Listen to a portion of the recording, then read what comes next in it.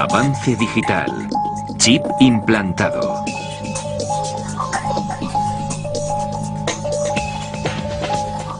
Olvidar las contraseñas del ordenador es algo muy corriente, pero puede que la solución esté literalmente a mano con implantes de chips de ordenador.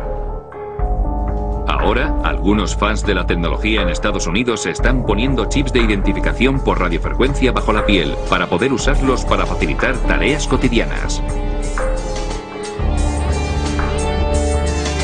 El EM402 RFID Tag Q5 implantado en la mano de Mikey Sklar es tan pequeño como una ampolla de cristal que cuesta unos $2. Un médico realizó la operación en la cocina de Sklar. El chip seguirá activo durante unos 100 años.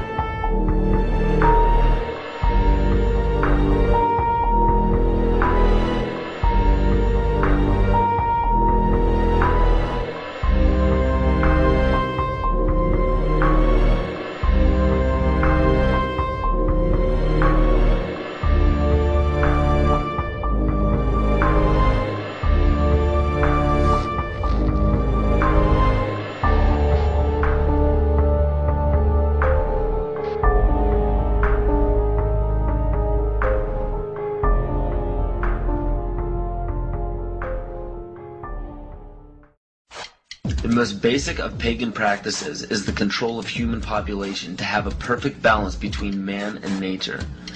The goal is to bring the population down to 500 million, which is over a 90% reduction in humanity. Now that we have abandoned everything we've been trained to think prior to this moment, we can start looking at the world for what it is, instead of what people tell us it is. Open your eyes today as if you've never seen the world before, and you will begin to notice that the goal of population reduction is everywhere around us.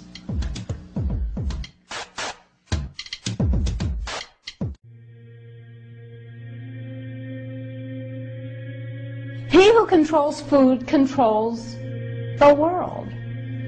Well, they said in 1962, we're going to work toward total global implementation of Codex Alimentarius on December 31st, 2009.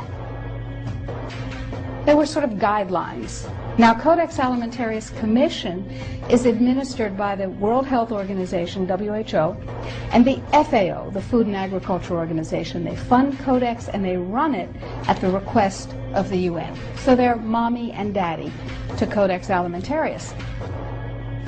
In 1994, Codex, with no notice here in this country whatsoever, declared nutrients, put on your intellectual seatbelts, declared nutrients to be toxins.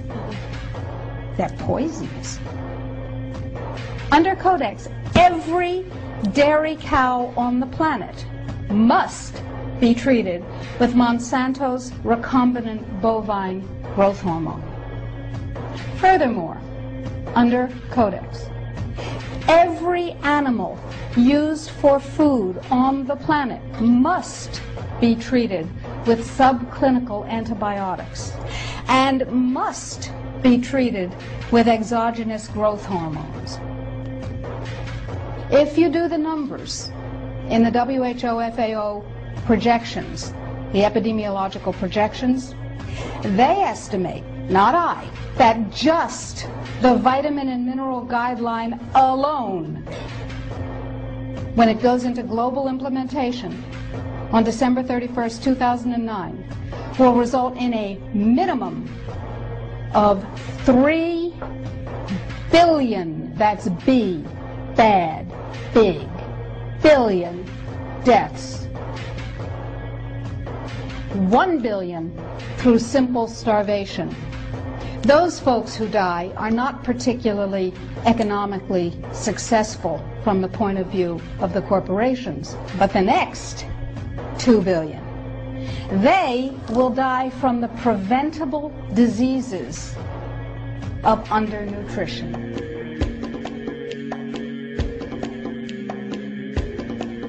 Aspartame, the artificial sweetener found in almost every low-sugar or sugar-free product on the market.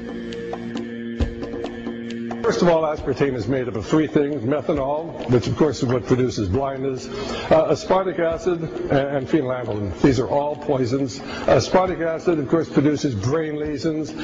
This was known back in the early 1970s. Methanol produces blindness. Phenylalanine is what you see in the brain, and in high dosage it produces trauma. We're not making this all up. The FDA did publish back in, I think it was the 80s, they did publish the 92 potential side effects of aspartame. You cannot go to the grocery store now and buy any type of even regular sugar gum that hasn't had aspartame added to it. In the 1970s, Searle tried to get it approved, and they couldn't. It took them 3 separate times, because in their own studies with monkeys, large portions of them that were fed it died and contracted cancer. Now we have mainstream news articles, and the EU has done a major study finding lower birth weights, early birth, and yes, miscarriages from women that drink aspartame-laden soft drinks like Coke Zero. What is aspartame? It is the fecal matter of the E. coli bacteria. They took it and genetically engineered it. They can feed it toxic waste, and then it defecates aspartame. And it has so many bad health effects, it's just unspeakable.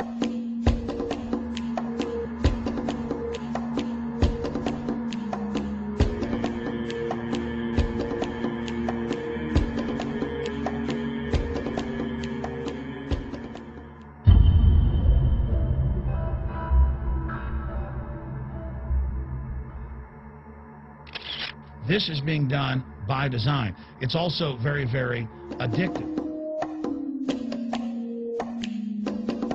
66% of the United States residents' public water is fluoridated. It is known to have tremendous effects on bone cancer, joint problems, bone weakness, lowered estrogen and testosterone levels, and dental fluorosis, which is yellowing of the teeth and pitting in the enamel. Wouldn't it make more sense to enhance public water with vitamins which are meant to be ingested to promote overall health, rather than putting such a toxic chemical in our water with a bogus explanation that it will improve our dental health? Fluoride, to my knowledge as a physician, has absolutely no biological benefit whatsoever. And now, we are finding that public water nationwide is showing up with arsenic, lead, cadmium, and thermonium, which is a radioactive form of lead. Cancer, lowered sex drive, birth defects, sedation, and brain defects. Does this not sound like a wonder drug for anyone aiming to control a population? It's quite astonishing, Paul, the degree to which environmentalists have not been educated about fluoride. You know, people have an unconscious trust in their doctor or their dentist, and if you can persuade doctors and dentists that fluoride is safe and good, then you're able to reach the rest of the nation. People believe their doctors and dentists, and that was a way of promoting fluoride for Bernays. Fluoride was killing their cattle, destroying their crops. Fluoride given to rats had produced bone cancer and liver cancer, and that those results had been doctored to make it look as though fluoride hadn't caused as much cancer.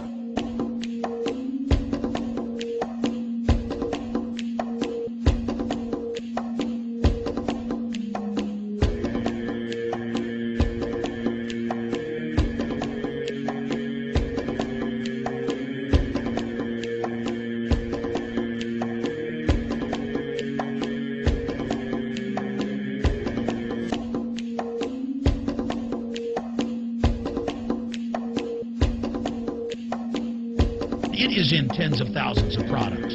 We can say no. We can stand up.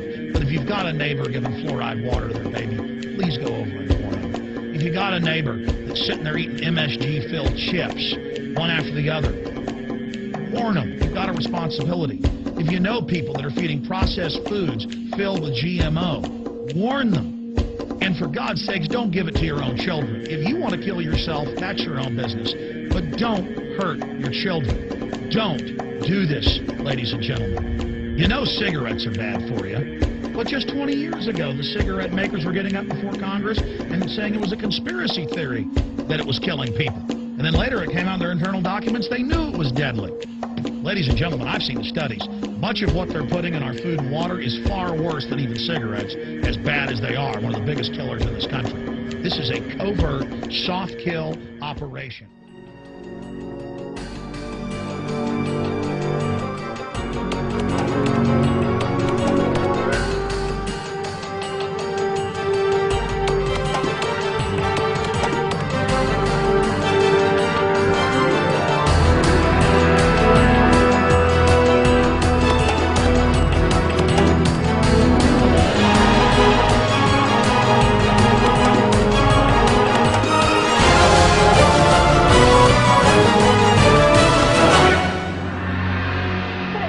Substance found by a southwest Arkansas man be part of a government test?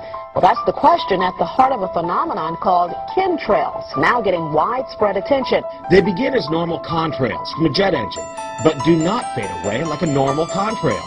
Soon after, he saw particles in the air. You know, because we'd see it drop to the ground in a haze. Nichols then noticed the material collecting on the ground. This is water and stuff that I collected in bowls. I had it set out in my backyard on my dad's pickup truck. KSLA News 12 had the sample tested at a lab. The results? A high level of barium, 6.8 parts per million, more than 3 times the toxic level set by the EPA.